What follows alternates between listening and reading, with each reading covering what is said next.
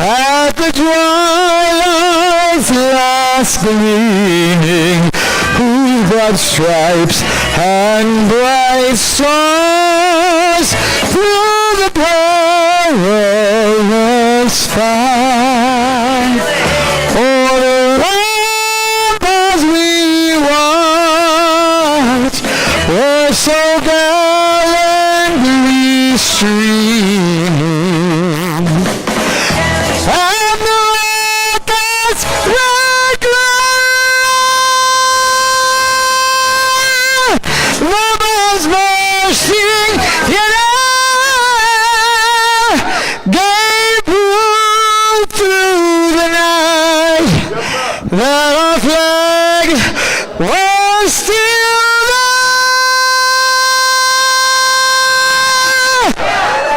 Oh, say does that star-spangled banner yet wave o'er the land of the free and the home of the brave.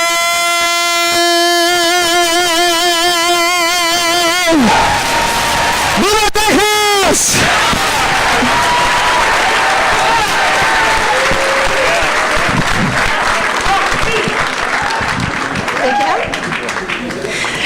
Good evening, everyone. My name is Yana Maldonado Rocha. I'm the District 3 City Rep for El Paso.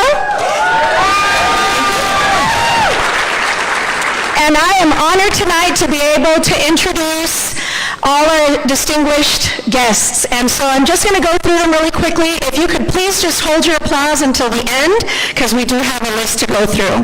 So first, Ms. Emma Acosta. She's the former city representative. She's also the chair of the East Side Democrats. Okay, well, we can do it differently. She is Mr. Raul Lerma, who is the chair for the Tejano Paso Norte Democrats. And I better get my glasses on because I don't want to mess anything up. One moment. And then we have Richard Hanera, who is the SDEC man and the chair of the Young Democrats. We have Judy Lugo, the SDEC woman, Texas State Employees Union. We have Jesse Moreno, who's the chair for the UTEP Democrats. Mary Bowles, who is the chair for Tejano Dems El Paso. Doris DeRams, she is the NAACP Vice President.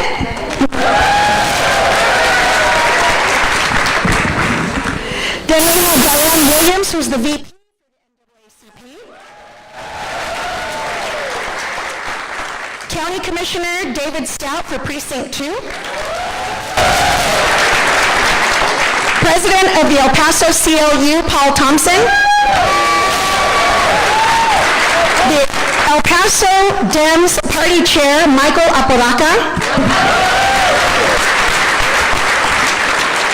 County Commissioner, Precinct 1, Ms. Jackie Butler. Our Mayor from Horizon, Andres Renteria. Rachel Quintana, former city representative for District 5. Norma de la Rosa, she is the president of the El Paso Teachers Union.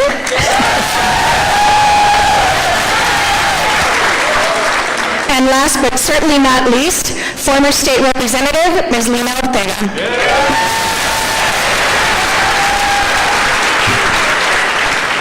I'd like to also recognize the pastors that are out in this big crowd tonight. If you could stand, please. Thank you all. Thank you all. And the precinct chairs. We have a lot of precinct chairs here this evening, so please hold your hand up or stand. Thank you. Thank you all.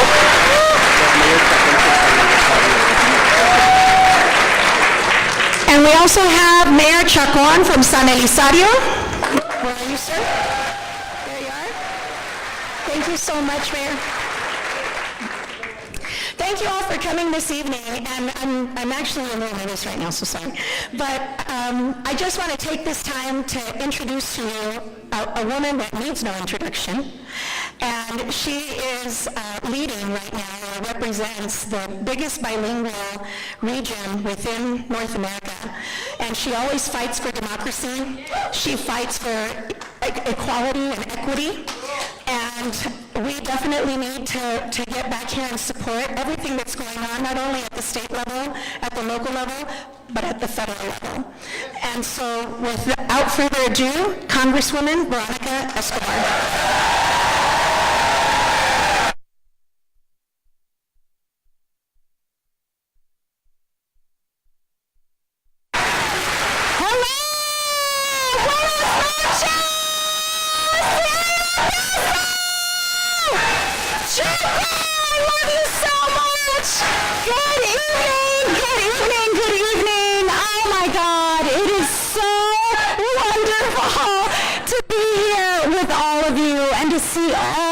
Beautiful faces and your smiles coming out in a great monsoon rainstorm. I love it.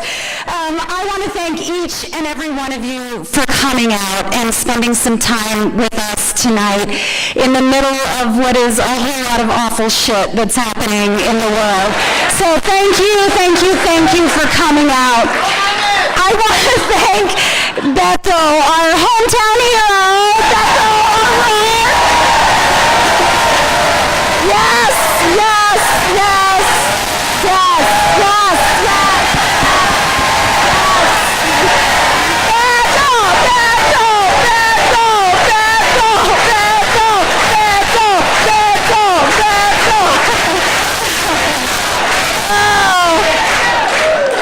We owe so much to our beloved Beto and Cynthia. Where's Cynthia? Want to thank her for bringing us together tonight. Cynthia, where are you? Cynthia, thank you for all your work. You know, Beto, obviously, like this guy, I don't know where he gets his energy. Sure racks up a lot of frequent flyer points, which is awesome, but he has never stopped. He never stops, and he has been fighting not just for our community, for our democracy, for our country, and it is such a beautiful thing that I know gives all of us so much pride that he's one of ours. So, Beto, we're so grateful to you. Thank you for everything. So, things are bad. And, you know, I've been home all of August. Members of Congress get to go home in August and do work in our districts. And everywhere I've gone, every engagement I've had, every conversation I've had, these are tough conversations. You know, a lot of people feel demoralized, feel hopeless, feel helpless. And it is hard sometimes to escape that feeling. But moments like this, which are moments that we need, when you look around and see the number of people you've never met before, people maybe you've never seen before, who come out because we've got shared values and we've got shared morals and ideals. I hope moments like this give you the kind of hope that we really need in a dark period. And so I'm grateful to all of you for coming out and for participating in this fellowship in a very dark time. And we know that the big issue right now is redistricting. And we know why it's happening, right? We know why it's happening. Donald Trump knows that his big, ugly bill is hated by American voters. He knows that the more that Americans learn about how he and Republicans have cut your health care, have cut nutrition programs, are targeting hardworking Americans, they know we don't like that.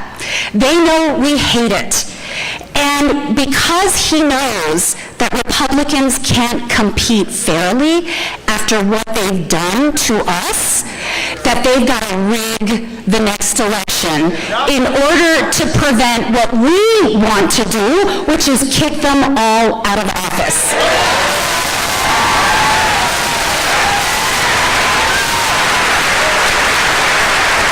And let me tell you,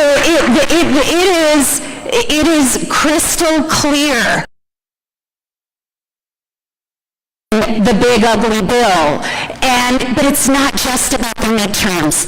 It's about 2028 as well. That's what's on the line. And it's not just about 2028 and Donald Trump trying to keep himself in power. It's about undoing the Voting Rights Act. This is a sinister, evil plan to disenfranchise all of us. And I am so proud of Texas Democrats who are fighting in the House, putting everything on the line to raise awareness, to make sure that they are fighting for all of us. And I know that Joaquin and Jasmine and Beto are going to talk more about redistricting. I want to tell you about one other thing that is happening right here in our community.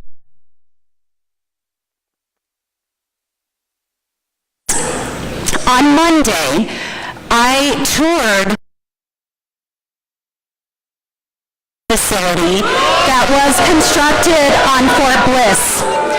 And let me tell you the way that I see this. In addition to how immoral the mass deportation plan is, how immoral the treatment of people who make up the backbone of our workforce, but what is also immoral is the amount of money that is being poured into this immoral system. That facility that I toured on Monday is $1.24 billion. Just that one facility.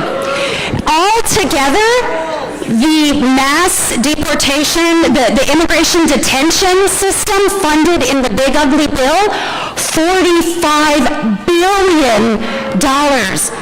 You know what we could do with $45 billion? We could house every homeless individual in America for half of that. We could house every homeless individual for half of that. We could feed every child in America for 5 years with that money. We could house every unhoused veteran 5 times over with that money.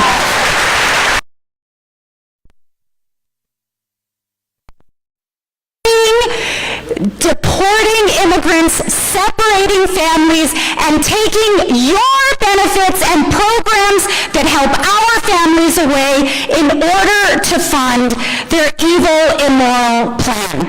And I want you all to help us spread the message. In a moment when Americans are struggling to make ends meet, after they promised they would fix the economy on day one, they are spending our money on this immoral plan. And as I mentioned at the top of this, you all, it is beautiful that we are all here together in fellowship. I am going to ask you to do more.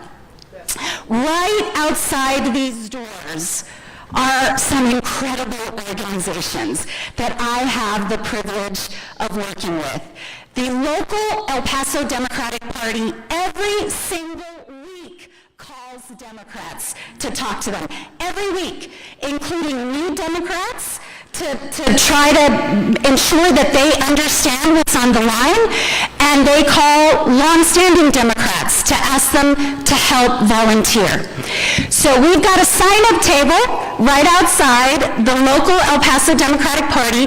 We've all, led by Mike Apodaca.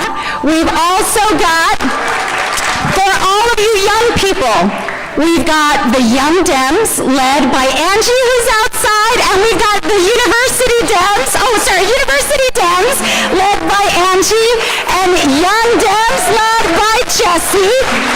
They need you. They need you. If you're a college student, if you're a young student, they need you.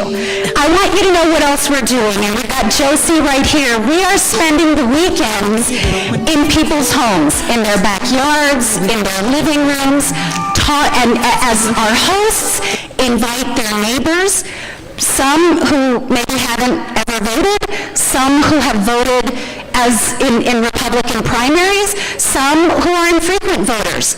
And we're having conversations in their homes with their neighbors and building bridges and growing our base. So we need you. Josie hosted Sundays, and we had a beautiful event on Saturday in the Lower Valley. We've got another one coming up this Saturday. If you want us to help build these bridges, if you want to help build out our base, we need you. Please sign up. We also have Ben Wilbanks with Blue Action out there, another great organization that we are working with. So Blue Action believes in the power of influence among your friend group and among your loved ones. Y'all, people aren't reading newspapers anymore. People aren't watching the news anymore. People are not going to trusted sources anymore. People are getting their information from TikTok, from YouTube, from Instagram, and from friends and family. So let's be that influencer. Sign up with Ben, and Ben will put you to work. And you be in charge of 5 people in your life. And you will make sure they have the information they need, and you will make sure you get them to the polls in the primary, in the general, for school board, for city council, for commissioner's court. So I love this crowd. I need to put you to work. So we need your sweat equity. And I have to say, speaking of sweat equity, Deanna was up here. I see Commissioner Stout. I know County Judge Ricardo Samaniego will be here shortly if he's not here already. Members of City Council who fought these maps. Let's give them a round of applause because they were helping fight the maps. Thank you, thank you, thank you. Commissioner Jackie Butler had a resolution to fight the detention facility. So people, local government matters.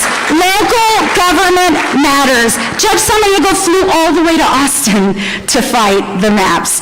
So we need you. We are a great community, but last election, we swung 20 points to the right. So, yeah, 20 points to the right.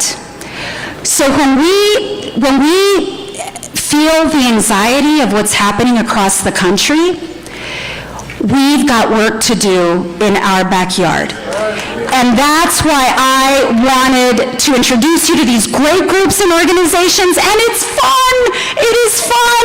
You get to work alongside people who love to fight for their democracy and work hard every day to make sure we preserve our right to vote and that we can pass along to the next generation what we have been lucky to inherit. And as I see Paul Thompson, if you don't belong to a union, join a damn union today, okay? Hi, Matt.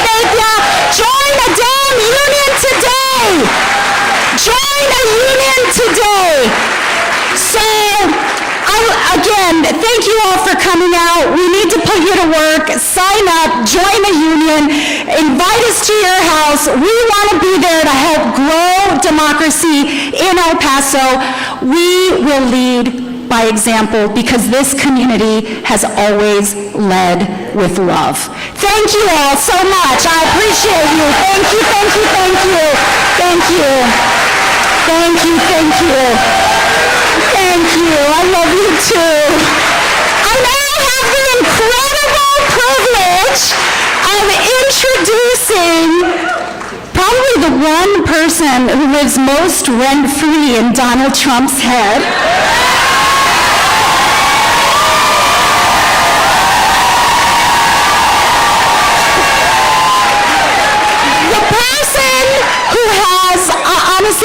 know where all the clapbacks come from.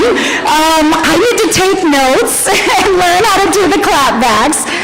But someone who has burst onto the national stage after serving her district in the state legislature, after fighting for people as a lawyer, and she, my friends, is a star. Help me welcome my colleague, Jasmine!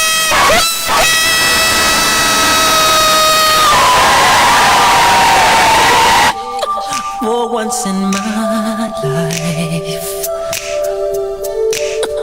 it's gonna feel real good. Gonna make a difference. Gonna make it right.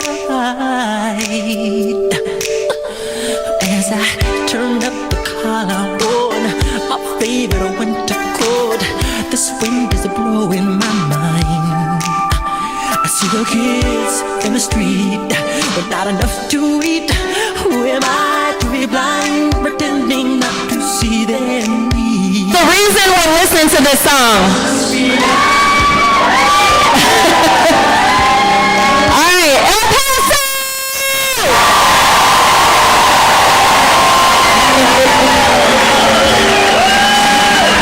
Nowhere to go, that's why I want you to know.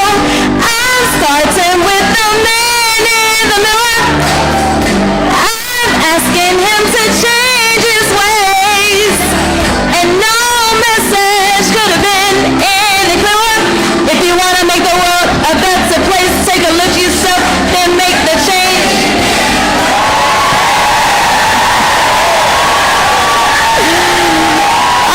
El Paso! All is well with my soul right now. I am so excited to be in my amazing colleague's district. Give it up again for the incomparable Veronica Escobar. Listen, we served in leadership last Congress together. You have no idea of how hard this woman works. There's only so much you can put on social media and TV. This woman gives her all for this district every single day that she shows up, so you should all be proud. You should be proud. And the reason that she could go through those numbers so well is because she serves on the Powerful Appropriations Committee. Lena, it is so good to see you, my friend. So good to see you, my friend. I decided that I wanted to wear a throwback t-shirt. This t-shirt is from when we broke quorum in 2021. Yeah. I wanted to stand in solidarity with those Texas House Dems that have decided that they were going to arouse the entire country and make them aware of the transgressions taking place right here in the state of Texas. So let's give it up for the Texas House Dems.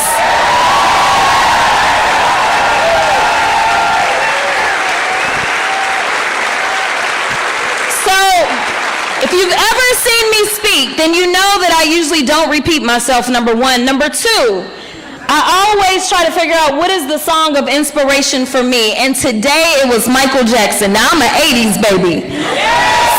So I grew up with MJ.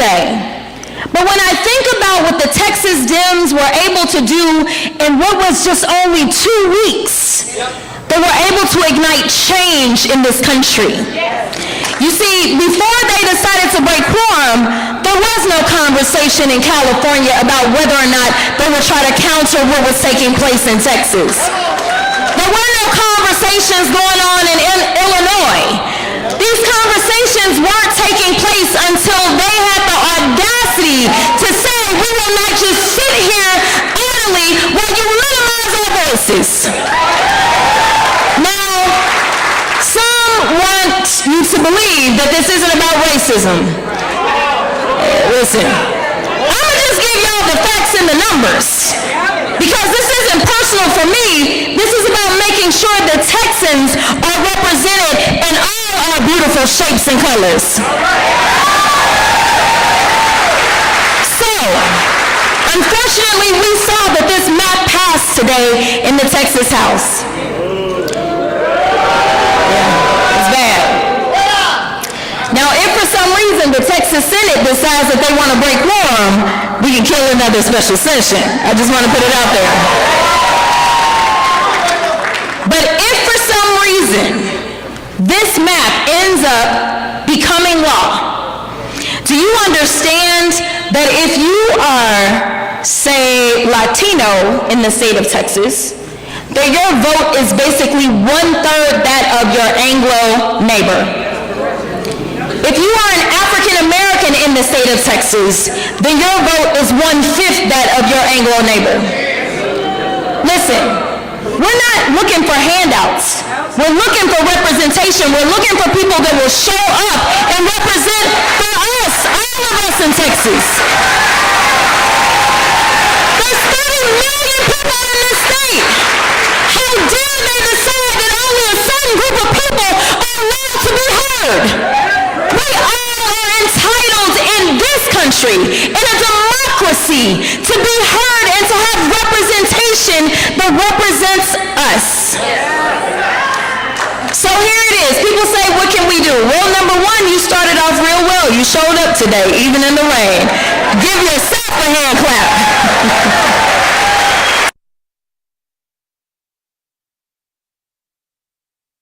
Organizations that you can get engaged in.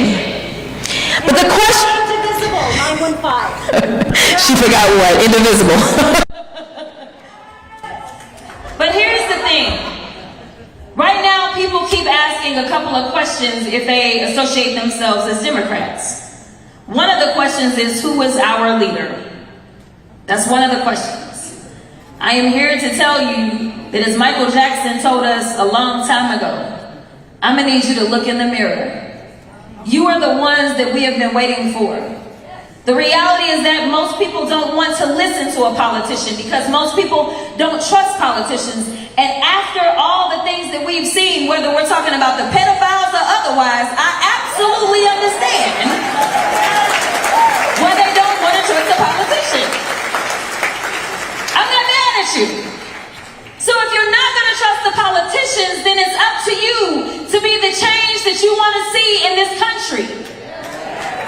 So that starts with doing things like making sure that they can't divide us. That has been my most frustrating thing. Because when you look at the agenda of this administration, there is something for everybody to hate.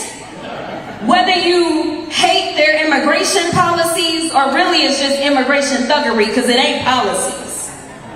If you hate that, if you hate their anti-diversity, equity, and inclusion, also known as rolling back our civil rights and civil liberties, if you hate the fact that every time you look up, it seems like they're going after a political enemy instead of going after actual criminals, if for some reason you feel the way about the fact that they have fired hard-working federal workers in every single agency that you can think of, if you have looked at the fact that they are trying to defund education in this country so that only a select group can afford to be educated, listen, or you can look at the fact that they said we want to take healthcare away from 17 million people, also deleting $1 trillion out of the healthcare economy, raising premiums on every single one of you, no matter what type of healthcare you have, or let's just say that you actually care about your neighbor that unfortunately cannot afford to put food on their table, and so you say, I am against the fact that they want to shut down SNAP benefits to our most vulnerable when they're only getting $6 a day to eat in the first place. And by doing so, our farmers and our ranchers, which we have a lot of them in Texas, they are going to suffer. When they decided to cut off USAID, it was our farmers and our ranchers that suffered because they lost those contracts. Now they've decided that children that go to school and are entitled to a free lunch, they are not going to be able to eat. Let me tell you something. This is not a pro-life party. This is a pro-death party.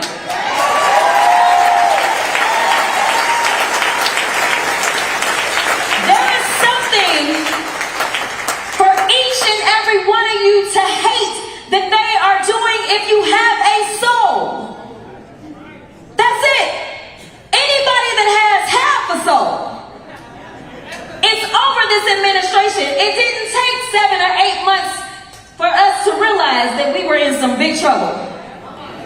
We knew that in the first few days, unfortunately. Or the fact that we had an economy that was recovering as one of the strongest to recover out of the pandemic in the world, and now all of those games, we are losing them. Besides the fact that people are losing their jobs, they're not going to be able to afford their food, they're not going to be able to afford housing, they're not going to be able to afford healthcare, education. We are talking about the very basics. And maybe this sounds normal for some place other than the United States of America, but that's not who we are. So let me tell you something. I appreciate the flags that I see. I appreciate the fact that we opened this by singing our national anthem. Don't let them take patriotism away from us, because we are the real patriots in this country. Don't let them co-opt and corrupt Christianity, because we know what it means to love thy neighbor. It is time for us to rise, instead of sitting there and saying, well, we live in Texas and it's deep red. It ain't. If it was, they wouldn't go through so much to try to minimize our ability to get to the ballot box. They are systemically making sure that we cannot express ourselves. That is why they went as far as to incarcerate my former colleague who had not broken a law. This is not America. And if you are not mad, you are not paying attention.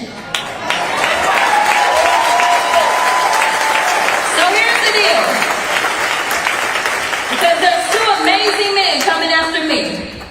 So I do not want to hold you, but I do want to motivate you. I do want you to believe in the power of change.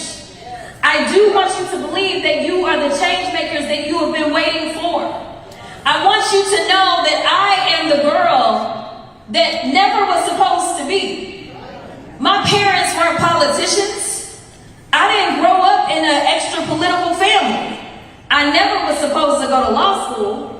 When I tell you that I wasn't supposed to win my state house race, and it was the closest state house race in the state of Texas, and I was a thank you Lottie into the Texas House by a whopping 90 votes after having been outspent 5-1, and the difference was the people.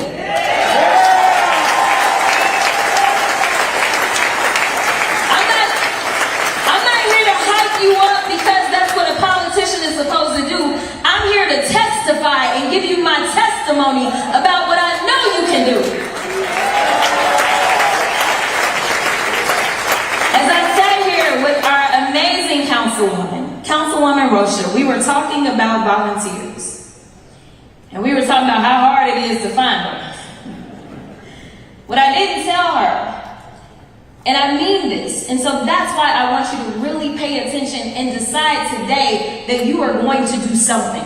You are going to do at least one thing to save this country, because this country belongs to all of us and our children that are coming behind us and their children.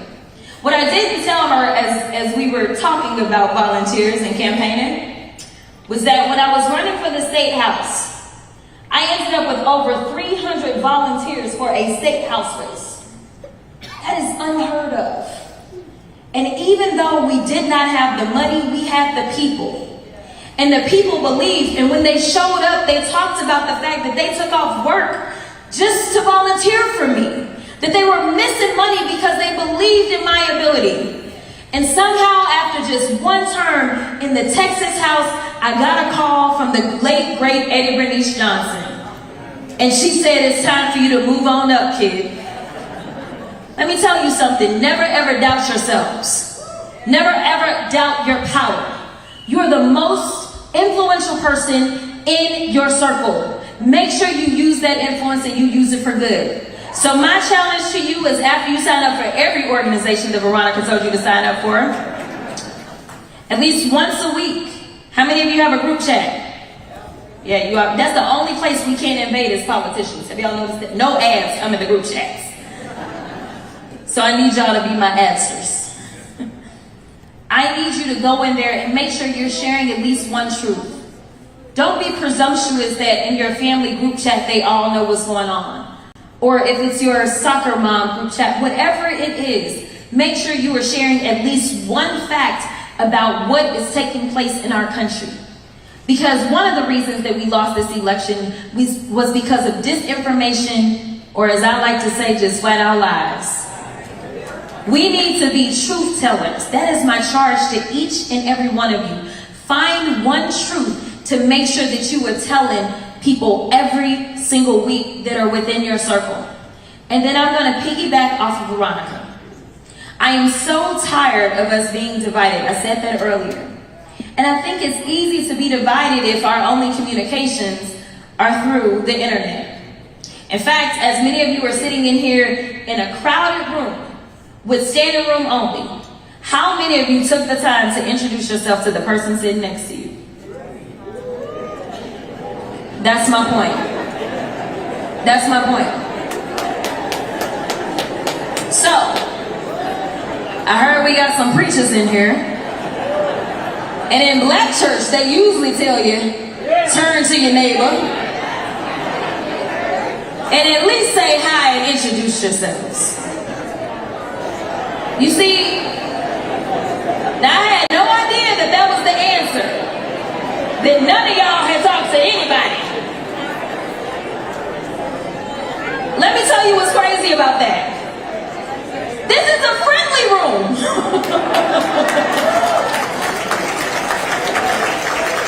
We are so disconnected. At some point in time, we used to know who our neighbors were. We used to absolutely be able to go over and borrow sugar, or at a very minimum, when I was growing up, everybody knew that I belonged to my granny. So if I got out of line, I was getting reported on, right? We have to get back to that sense of community. It is harder to hate someone that you know. It is so much easier to listen to them and to hear them pass an ugly red hat.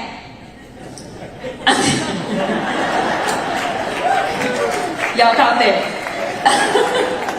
So I'm begging you, I'm charging you to push yourself past what our current norm is. To start to introduce yourself to people as you're out. You don't have to be a politician and talk to people. I just want you to go up and talk to people and start to have real human connection. I personally believe that that is going to be the solution to stopping all the hate and allowing us to see our commonality and hopefully unite against the only hater that we have right now, which is the one in the White House, y'all. All right, I appreciate y'all. So now,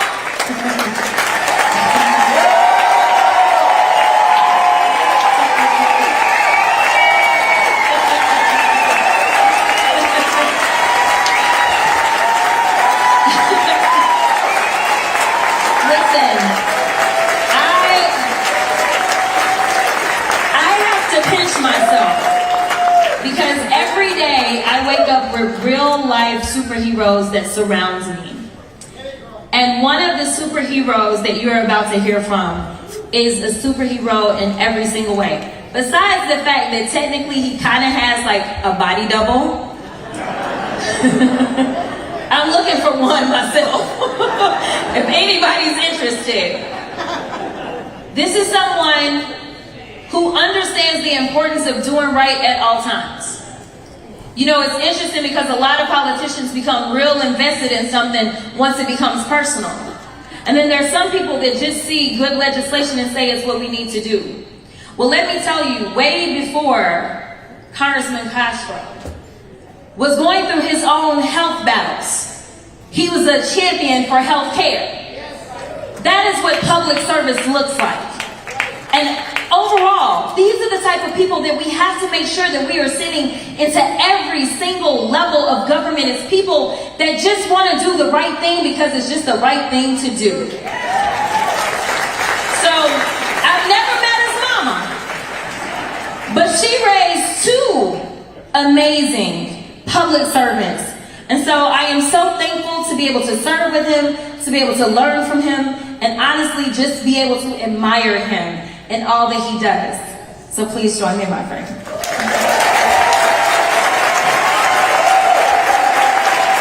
Thank you, Jasmine. Thank you. Isn't she amazing? Jasmine Crockett. Thank you. How are you doing, El Paso? It's wonderful to be back here, and also wonderful to be with my good friend. The Congress is off for the month of August, but always great to be with Rana Escobar, who is such a proud El Pasoan. She does amazing work in Congress. I'm very proud to represent my hometown of San Antonio, Texas. And I grew up on the west side of San Antonio, which would be like growing up probably on the east side of El Paso. And over the last few weeks in particular, Texas has shown the nation how you stand up to a bully in Donald Trump.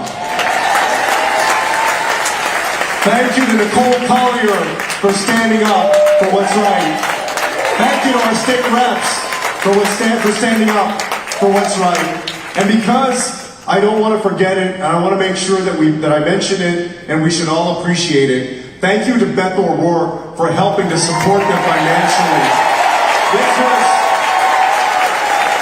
He stepped up in a big way to financially support our state reps and what they've done. Thank you, Beto, for all of it. Absolutely.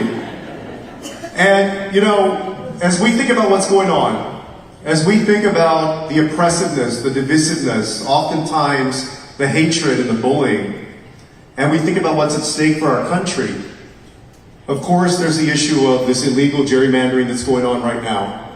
But there's also the issue of ICE agents out on the street in American cities, wearing masks, refusing to identify themselves, looking for people who are brown-skinned and speaking Spanish to target.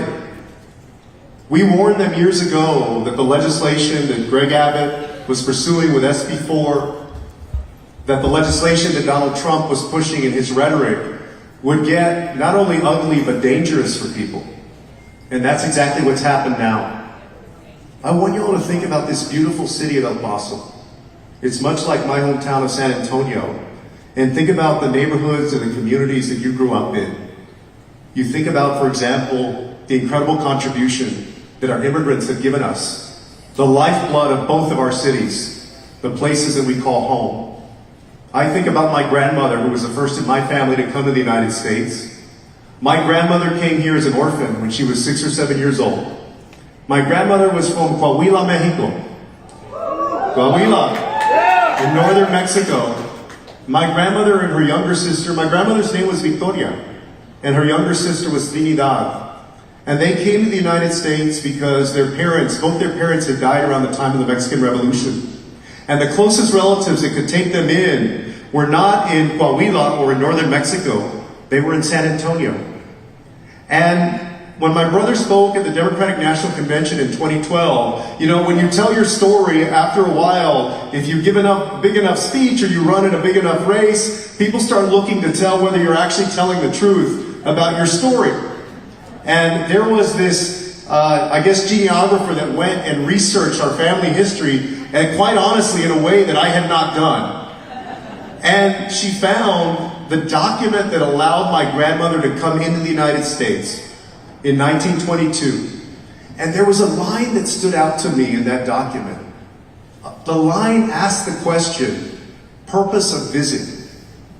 And her relatives had written in that line in 1922, to live, that she was coming to live. That is the dream, that is the contribution, that is the story of so many of our families over the years. Of people that came here with nothing, who gave this country everything and helped us succeed in the United States of America.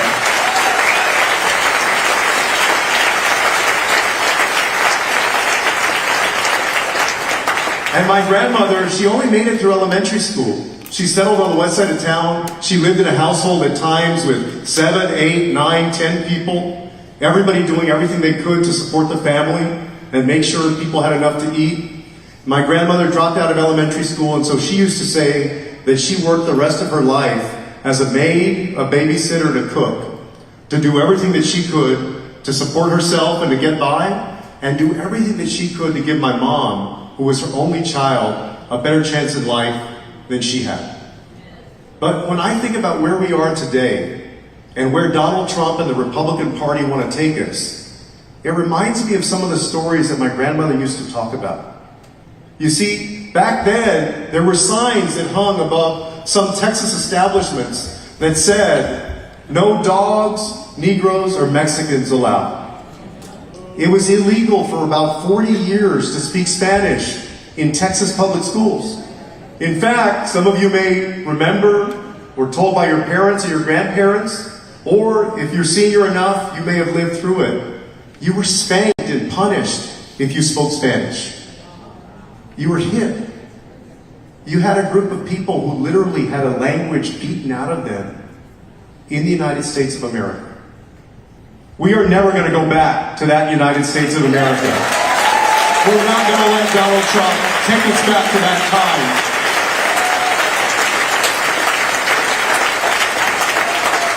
Because I know what my grandmother meant to her family and to her city and her community, just as I'm sure all of you know what your parents and your grandparents have meant to you. She worked all of those years, y'all. And this is where I want us to share our stories, as Jasmine mentioned. Because when we talk about things like cuts to SNAP and cuts to Medicaid and people talking about cutting Social Security and Medicare, sometimes we get wrapped up into talking about it only as black letter policy or numbers on a budget or a page. But it's not. It's a lot more than that. It's a lot more important than that. It's people's lives. And oftentimes, for a lot of people, it's actually a matter of life or death.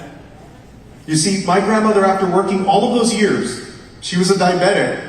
And when she could no longer work, when she had worked as a maid and a babysitter and a cook, and got my mom through high school and through college, my mom was the first in her family to go to college, when she could no longer do any kind of work, my grandmother didn't have a 401k, she didn't own a house, she never owned a car, I don't even think she had a bank account.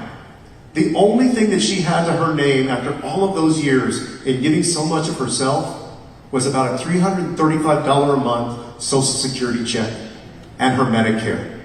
And that's still the story for so many of our seniors today. So when they talk about doing away with Social Security or Medicare or cutting Medicaid, they're doing terrible things to so many of our senior citizens who rely on that just to get by.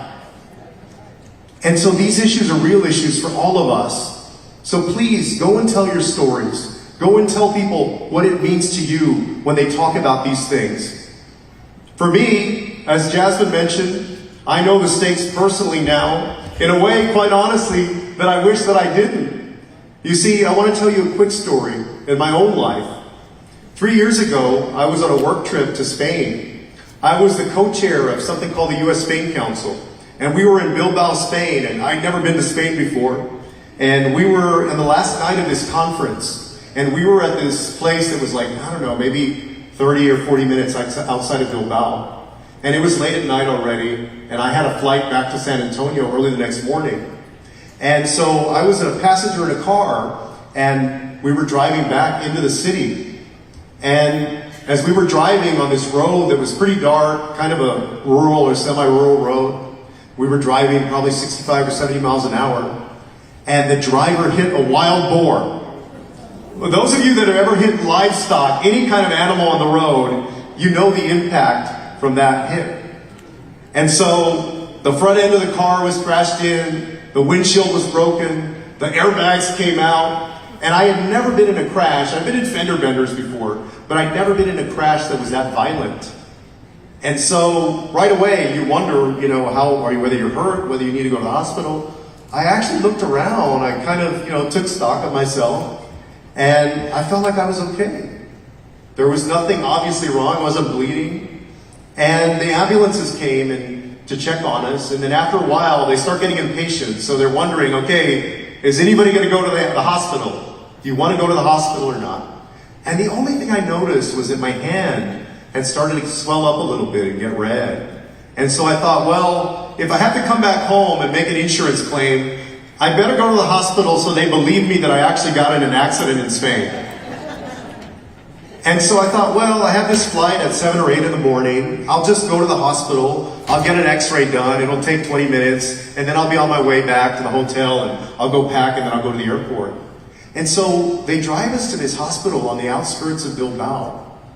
And I get to the hospital and I walk in and I tell them, oh, my hand, and can I get an x-ray? And they said, right away, they put this brace on me, this neck brace on me where you can't move your neck.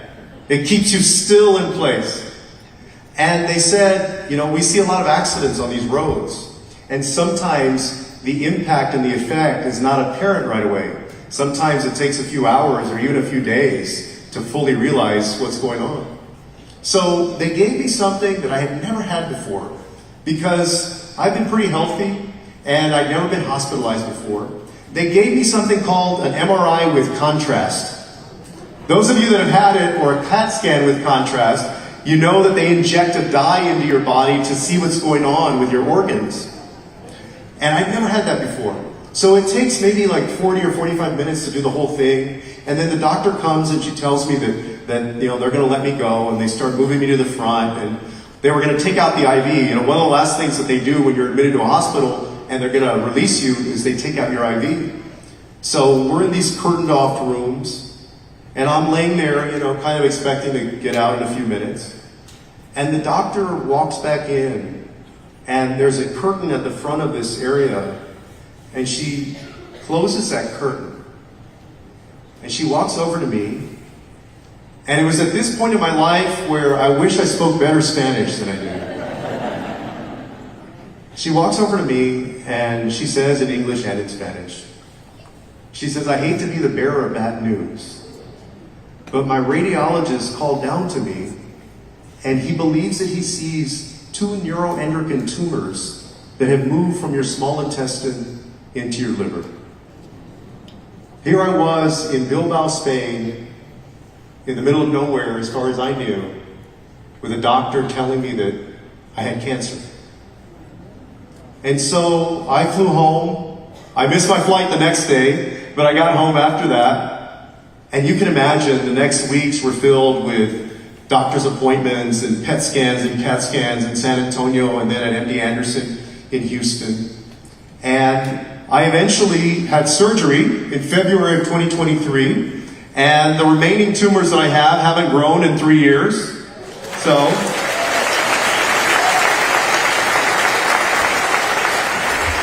I just need them to not grow for about 40 more years and then I'll be okay. But I had surgery, and one of the things for those of y'all that have had surgery, in recovery, they want you to walk around, right, as part of the recovery and healing. And I was walking around, and they told us to take it easy. So I didn't watch any news. I didn't watch MSNBC. I didn't watch CNN. I didn't call Beto. I didn't talk to anybody. I didn't call Veronica. I didn't talk to anybody. But I'm walking around doing my laps, and I noticed that there's 2 rooms in a row of people watching Fox News. I said, wait, I thought they said to take it easy. But as I was walking around, it was people of different backgrounds. And as we were walking past each other, nobody really stopped to talk because everybody was dealing with their own thing. But in those moments, nobody's politics mattered. I didn't know whether those people are Republicans or Democrats. Except I assume for the folks watching Fox News. But it didn't matter. And so when you cut things like Medicaid, and when you cut the Affordable Care Act, you're not just hurting Democrats or liberals or progressive people. You're hurting all Americans in this country. And that's why, as Democrats, we have fought those cuts, and we believe in supporting universal health care coverage for all Americans.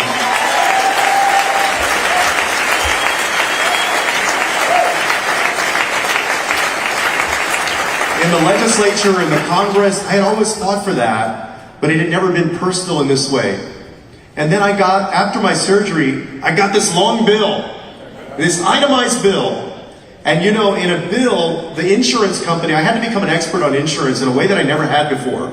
On deductibles, on premiums, on co-pays, on a class of drugs called specialty drugs. And if you have to take one, you have to make sure that your insurance policy covers a specialty drug, or you're going to be paying thousands and thousands of dollars every month, which most of us, including myself, can't afford. There was a line in these bills that stood out to me. And that line was for a drug, for a treatment that I have to take every month of a drug called lanreotide. The line item price for this drug, every 28 days that I have to take it, every injection, was $24,000 per injection. And so, when I think about what it means to replace in Texas 5 Texas Democrats in Congress with 5 Texas Republicans, I'll tell you what the difference is. I don't want 5 more people who are going to vote against cancer research. I don't want 5 more people that are going to vote against health care. I don't want 5 more people that are going to take away people's Medicaid and Medicare. I want people who are going to help folks in our country and our state survive and thrive in the United States of America. So as we fight these things, the most powerful voice that you have is your own. The most powerful stories you can tell are your own. And the most important people that you can tell them to are the people in your lives. Your family members, your friends, your coworkers, your neighbor, every single person who can make a difference. I told you as Democrats why I want to make sure that we keep our Texas Democrats. There's also a reason that Donald Trump wants those Democrats to go away, and he wants 5 Texas Republicans. He wants 5 Texas Republicans because he doesn't want any accountability in Congress. He wants 5 new Republicans because he doesn't want the Epstein files released. He wants 5 new Republicans because he doesn't want anybody investigating his crypto scheme or his crony capitalism. He wants these 5 new Republicans because he wants 5 new yes men and women who will do everything that Donald Trump wants. But that's not what we want. We want people who are going to represent the people of Texas, not Donald Trump.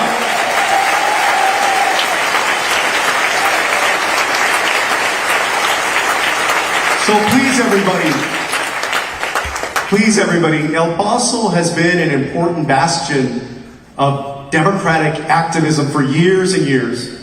I was proud in 2003 to leave the state to try to block illegal gerrymandering back then.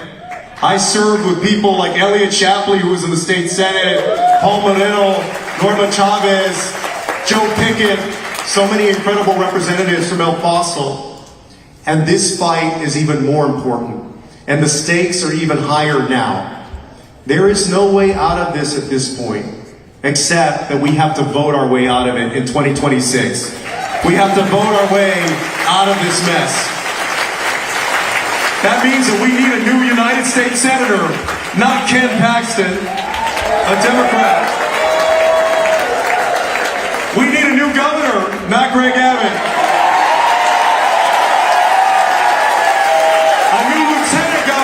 And not Dan Patrick, and a new Attorney General in the state of Texas. And you will have the power and the energy and the passion to make it happen. So please, keep at it and keep fighting. And now, I want to introduce somebody who for the last many years has been the #1 person making sure that the politics of this state take a better course, that we elect Democrats locally and statewide, and we're getting closer. And that person is my great friend, Beto O'Rourke. Thank you. Thank you, thank you. Thank you, everybody. Thank you. Thank you. Thank you all. Thank you. Thank you, thank you.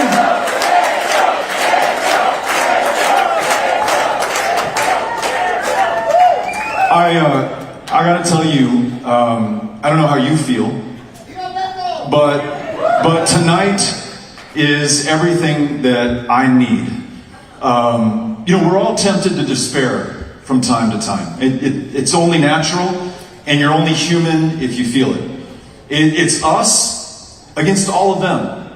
The most powerful man on the planet, literally, who is backed by the wealthiest people in the world, bar none, who have every lever of conventional power that you can think of. They have the White House, the United States Senate, the House of Representatives, the United States Supreme Court, the governor's mansion in Texas, on and on and on. Who are we against all of that? That question enters my mind from time to time. But then I remember that they want us to feel hopeless. They want us, as Veronica said, to feel helpless. They want us to think that what's happening right now is inevitable and impossible to stop. That's how these people win power, hold on to power, grow that power, and leave the people completely out of power. From the day that he was named chancellor in January of 1933, it took Hitler just 53 days to destroy German democracy. And at every major turn over those 53 days, every time he exceeded his constitutional authority, every time he defied the German constitution, every time he broke the law of that land, the German press, the German politicians, and most importantly, the German people did far too little, far too late. At every turn in those 53 days, there was an opportunity to stop him. There was nothing about him that was inevitable. But in 53 days, he goes from being this, buffoonish thug who can barely hold power to the undisputed master and dictator of the German people. Those who lived there at that time felt hopeless. They felt helpless. They thought this was inevitable. They didn't believe that they could stop it. In the 7 months since Donald Trump has been sworn in to the highest position of public trust in this land, he has defied the co-equal federal courts. He's dismantled congressionally chartered and mandated agencies and departments. He has colluded with corrupt public officials. He's covered up the crimes and potentially his complicity with child sex traffickers and rapists in this country. And he has dispensed with nearly every constitutional protection and safeguard that for the last 249 years, más o menos, has kept us a nation of laws and not one of kings. And now he seeks to grab even more power. It's these 5 congressional districts right here in the state of Texas. And let me make sure that everyone understands the stakes and the terms of this fight, because I guarantee you, he does.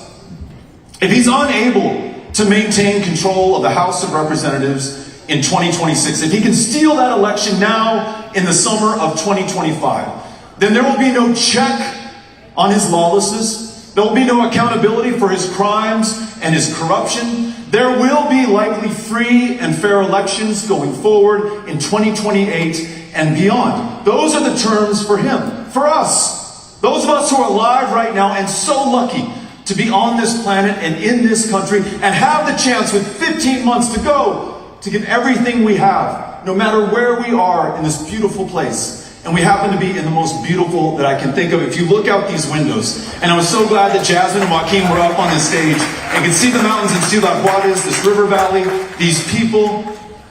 Some folks despair and they're like, why was I so unlucky to be around right now in Donald Trump's second term? Why do I have to go through all these things that we just heard about from every speaker who preceded me? My bad luck. No, fuck that. Our extraordinary fortune to be alive and breathing. How many American generations have the chance to save their country at its moment of truth? We pity those who were not born into this generation, who did not have the chance to fight the mother of all battles for the future of our country. That is who we are here today. So we need to understand that as well, because if we fail to win a majority in the House of Representatives in 2026, I believe, and that's why I gave you that analog from German history in 1933, that the consolidation of authoritarian power in the hands of this president will be nearly unstoppable. And what that means for all of us is more masked, plainclothes, federal agents without warrants or badges, sweeping our fellow Americans up off the streets. It means that more of Trump's political opponents will be targeted for vengeance and retribution, and yes, even for political violence. And it means, more likely than not, that a Republican majority Congress will roll out the royal red carpet for a Trump third term. That is our future. That is our fortune. That will be our fate unless we stand and fight right now. And look, those folks can be forgiven for thinking that we are going to submit and to bend the knee. Because look at the Ivy League universities. Harvard, which just settled for $500 million. Columbia for $200 million. Look at the big law firms on the East Coast that have committed hundreds of millions of dollars of pro bono work for the president's chosen priorities and will never again defend anybody who challenges this would-be autocrat or tyrant. Look at Paramount and CBS firing Stephen Colbert, one of the last places we do get the real news on our television anymore. Look at even some present company excluded in our own party, who seek to conciliate and compromise, and yes, sometimes submit or even are advised to roll over in the face of what is happening in this country. So they can be forgiven for thinking that that might happen here. But that was before they met the Texas Democrats, who would rather break quorum, leave the state, go to Chicago if they have to, than to bend the knee to this guy. Or those of us empowered by people who have started one of the largest voter registration organizations in the country, in the state where it is harder to cast a ballot or to register to vote than in any other in the union. An organization that has also been supporting this fight to stop the steal of these 5 congressional seats. That fight has brought the wrath of Ken Paxton on our back, who sued us in Tarrant County Court to try to put us out of business. But what Ken Paxton, Donald Trump, Greg Abbott don't understand is that in this state, especially in this city, our knees do not bend, and we will not submit. So, despite the effort to put us out of business, despite his call to put me behind bars and accuse me of criminal contempt, my hearing is later this month. Depending on what happens, you all might need to mail me a cake. We did not react, we didn't respond, we didn't fight back. We got off the back foot onto the front, off of defense onto offense. We took the fight to him. We sued him here in El Paso court. And check this out. Thanks to our amazing attorney, Lynn Coyle, we defeated Ken Paxton in state court yesterday. Thank you, Lynn.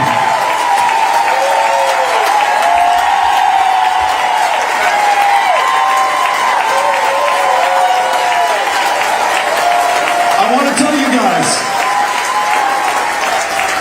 they're not used to people fighting back. When we fight them, we will win. I promise you, but we have to commit ourselves to this fight. No matter how intimidating it seems, no matter how hopeless we are sometimes tempted to feel, as Jasmine said, the real power in this country is with the people. For as long as we are a government of, by, and for the people, this room right here is the real center of power in America, but we have got to use it. So, in addition to joining all of the organizations that Veronica Escobar is going to hold us accountable for, she's going to check your registration before you leave. Make sure that you signed up. There is a congressional seat that is part of El Paso County that we have to win and flip blue. Tony Gonzalez, who represents District 23. As soon as we have a candidate, Veronica, you're going to tell us who that person is that we all have to get behind. I want everyone in this room to commit to block walking, knocking on doors, meeting the people who live in District 23 and helping that Democrat unseat that Republican. They only have a 3-vote advantage in the House of Representatives right now. That's why they're trying to steal these 5 seats. As Joaquin made clear, it is not popular to cut millions of people off of Medicaid. It is not popular to run these Gestapo tactics all across this country. It is not popular to add nearly $4 trillion to the debt. It is not popular to take $1 trillion of your hard-earned wealth and send it to the wealthiest 1%, as that bad bill just did. They cannot win on the merits of their policies, on the character that they present to this country, and so they're trying to steal the election of 26 in the summer of 25. You and I together have 15 months, not only to stop them and to fight with everything that we've got, but also to offer our friends and family, and neighbors, and fellow El Pasoans and Texans, Americans, something to fight for. The vision that Donald Trump has is so damn regressive, right? Does anybody in this room want to go backwards in time?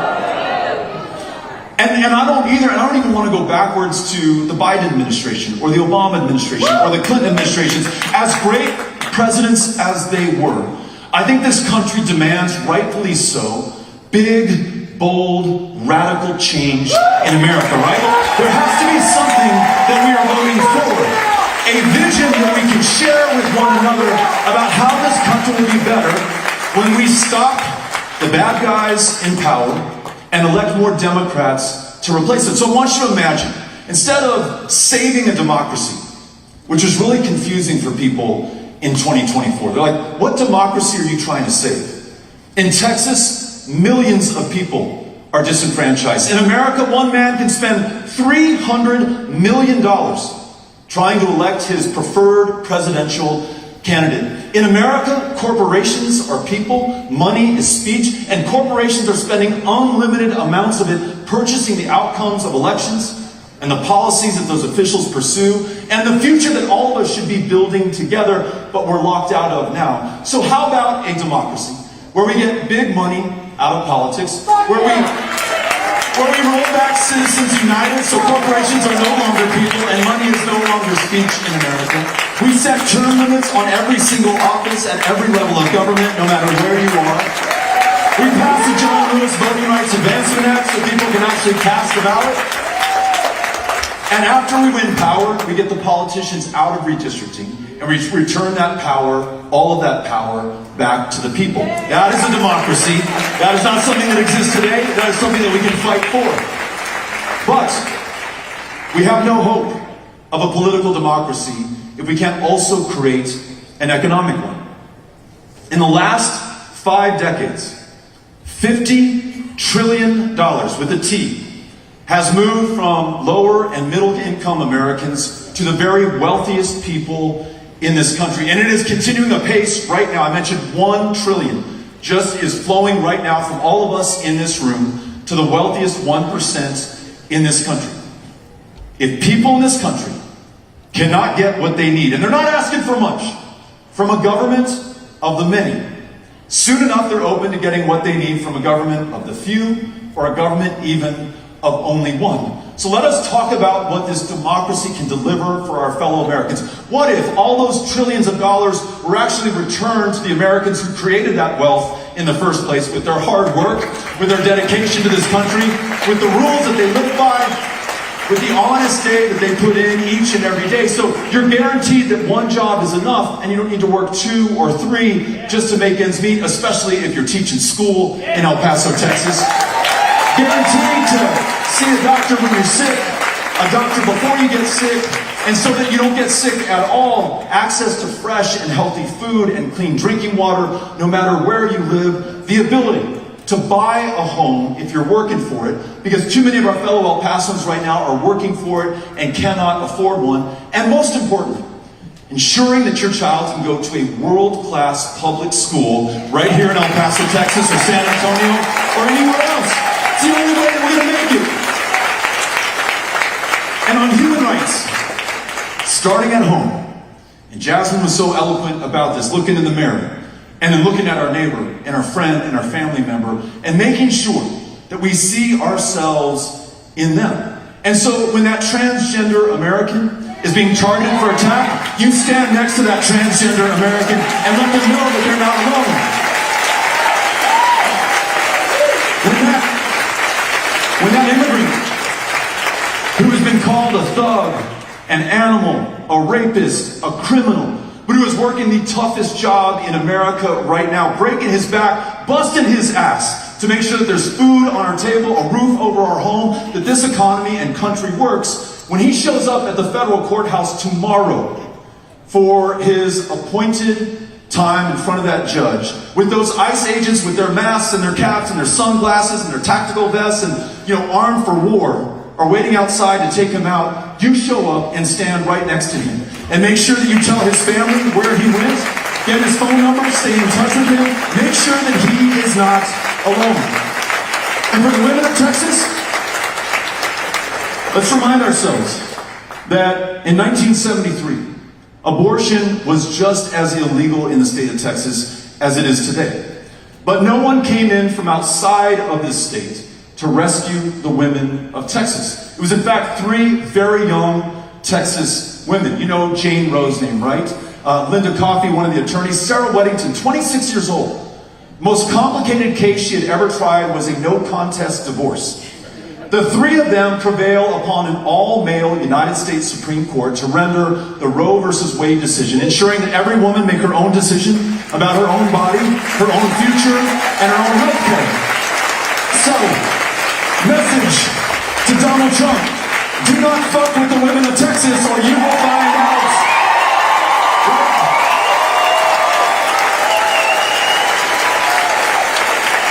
But human rights at home, and as the most powerful country on the planet, human rights abroad. Imagine this: an America that is no longer complicit in the bombing and the starving and the slaughtering of tens of thousands of children in Gaza. And instead, we use the awesome power of this country to convene the nations of the world if we have to ensure that we establish a sovereign, independent state for the Palestinian people, work for their safety, the safety of the Israeli people, of everyone in that region, sowing peace and reaping prosperity, not just for them, but for all of us. And then bring that same logic back home and recommit ourselves to the Constitution, to due process, to the Bill of Rights, to those protections that are being erased and destroyed right before our eyes over the last 7 months. And then this one, and I don't have to tell Jasmine, and I don't have to tell Joaquin, and I definitely don't need to tell Veronica this, but the next time that Democrats hold power, because present company excluded, they had talked a big game. And then when we had the White House and the House and the Senate after 2008, when we had the same after 2020, we did great things, but we did not move an inch on immigration. So with Claudia Yoli's help and others who know and live this experience, we're going to make sure that every dreamer is legal for life, every dreamer's parent is legal for life, every hard-working American doing the job that no one else will is legal for life, contributing even more to the greatness of this country as U.S. citizens. As Mandela Barnes in Wisconsin said at a town hall that we were having in Milwaukee last week, when we win power again, we need to drive the car like we stole it, right? Everything we've got on everything that we care about, for everyone who's being harmed right now, who can be so successful not just for themselves, but for this country, when their potential is finally unleashed. We can do this, right? Now, they don't want us to believe that we can. They want to intimidate us, they want to leave us hopeless, they want us to think that this is inevitable. It is up to us to decide differently. 1858, Lincoln's having one of those great debates with Douglas. And they're debating the essence of power in this country.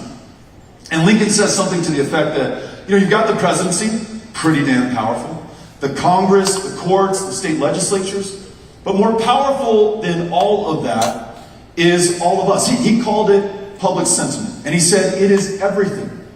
With it, nothing can fail.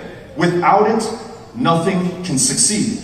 So signing up for these groups, campaigning in Tony Gonzalez's district in 23, registering our fellow Texans here because for these statewide races for Attorney General, Governor, U.S. Senate, our votes in El Paso count just as much as the votes in any other part of the state, and we need to make sure that we get people out. Going to these protests, which are breaking through to our fellow Americans right now. The No Kings rally, good job guys. The hands off, good job. Everyone's showing up, taking a chance. That stuff is working right now. It is changing how people see this president. New poll just came out. His numbers are at an all-time low, the lowest for any president except for Donald Trump version 1, right? On immigration, his signature issue going into the 2024 election, he's polling at 35%. When you amplify what he is doing, who it is hurting, and how un-American it is, this stuff is breaking through. Last thing, for that doubt that still remains in your head, looking at what we're up against right now, let us remember who we are at the end of the day. I mean, here in El Paso, we had Lawrence Nixon, who broke the white primary. He fought that thing from 1923 to 1944, integrated elections here in El Paso. We had Thelma White, whose case before a different state judge integrated higher education for all of Texas in 1954. We had Burt Williams, who wrote and passed the first ordinance to desegregate places of public accommodation anywhere in the United States of America. And it happened right here in El Paso, Texas. The 49 Bowie Bears, the 66 UTEP Miners, we are a town of underdogs that can go up against anyone. And we are Americans. And for the last 249 years, no matter what they have thrown at us, when we have chosen to come together, we have overcome it.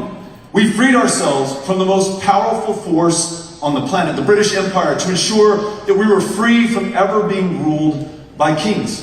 It wasn't 80 years later that we defeated the armies of the Confederacy to ensure that no longer could one American propose to own another. 300,000 Union dead in that effort, giving their last full measure of devotion to this country. Another 80 years, and men from this very community, including those in Company E, landed on those beaches in Normandy on the 6th of June, 1944, to defeat fascism half the world away, to preserve democracy for our allies and for us here at home, and the generation that came up after them, who marched in the streets, who took to the State House steps, who got behind John Lewis on the 7th of March, 1965, on the Edmund Pettus Bridge, peacefully, non-violently, democratically, brought this country to its senses, ensured that the first president from the state of Texas, LBJ, would pass civil rights, and the next year, the Voting Rights Act for this country. That is who we are. And all of us today, by our good luck as Americans, have inherited all of that service, all of that struggle, and all of that sacrifice. And what we do with this great inheritance is going to define us in the eyes of history and will determine what is possible for this country going forward. So, no pressure, but this one is on us and we cannot be found wanting. And my lesson from every turn of the page in that history book, whether it was 1944, or whether it was 1933, or whether it's 2025, you cannot allow the moment to pass before you begin to fight. So today, and every day that follows for the next 15 months, until that election is called in November of 2026, I ask you to do all you can with what you have, wherever you are. If we hang together, we are going to overcome these bastards. We're going to win this country back, and we're going to set it on a new course. Are you with me?